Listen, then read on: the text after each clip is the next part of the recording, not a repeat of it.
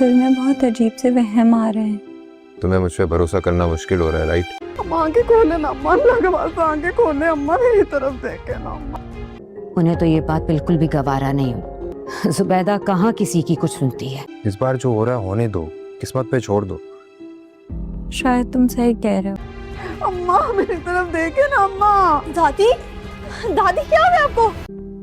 तुम बस मुझ पे भरोसा रखो। मिनाल को किसी भी सूरत अनाया पर यकीन नहीं आ रहा और वो अभी भी यही सोच रही हैं कि अनाया जरूर कोई न कोई चाल चल रही होगी। वो राहिल से भी यही बोल रही हैं कि इसको अनाया पर यकीन करने का बिल्कुल भी दिल नहीं कर रहा, लेकिन राहिल बोलेगा कि अब जैसा चल रहा है वो इसे वैसे ही चलने दे। वो अपनी तरफ से पूरी कोशिश करेगा कि कुछ भी गलत ना हो। वहाँ पर प्रिशे की दादी का भी इंतकाल हो चुका है। प्रिशे जिन दो वजूहात की वजह से शादी नहीं कर रही थी वो ये थी कि एक तो इसको घर संभालना था, जिनमें से एक वजह तो अब खत्म हो चुकी है। इसलिए प्रिशे की माँ इसे बोलेगी कि इसे अब शादी कर लेनी चाहिए।